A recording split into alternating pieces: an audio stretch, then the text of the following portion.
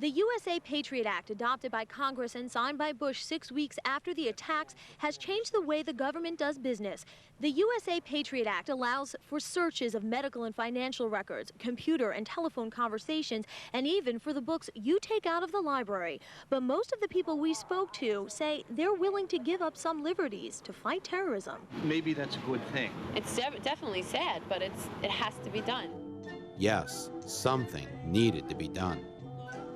These are the good people who make up Peace Fresno, a community group in Fresno, California. Unlike the rest of us, they've received an early lesson in what the Patriot Act is all about. Each week, they meet to discuss matters of peace.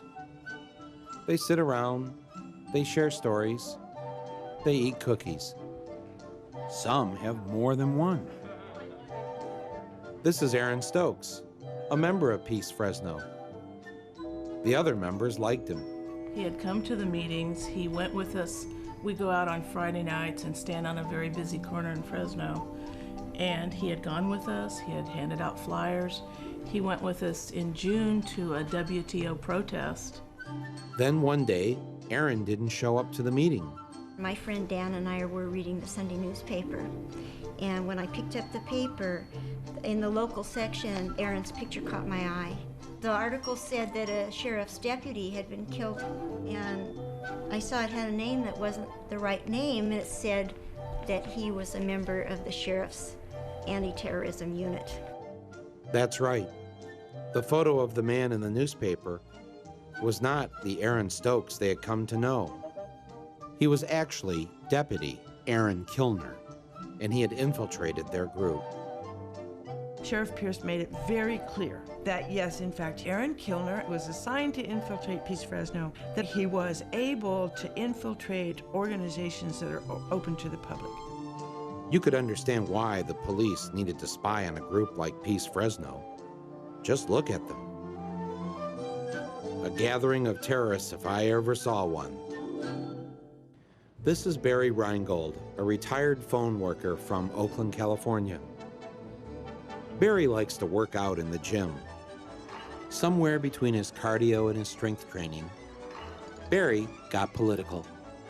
We're up in the gym, and it was after we were working out, and a number of us were talking about 9/11 and Afghanistan and bin Laden, and someone said, bin Laden's a real asshole for murdering those people. And I said, yeah, that's true, but he'll never be as big an asshole as Bush, who bombs all over the world for oil profits. Barry didn't have to worry about the police spying on him.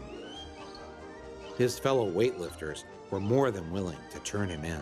I was taking a nap, and I guess it was 1:30, 2 o'clock in the afternoon, and they came to my place, and I said, well, who's there? And I said, the FBI. I said, the FBI? I mean, why are they here?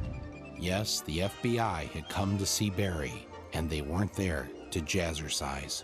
The FBI said, have you been talking to people about 9/11 and about bin Laden and oil profits and Afghanistan? I said, a lot of people are talking about these things. I feel my rights have been, trampled on. I mean, if you have something to say to me in the gym, well then, fine. Don't tell the FBI and they come to my apartment while I'm taking a nap.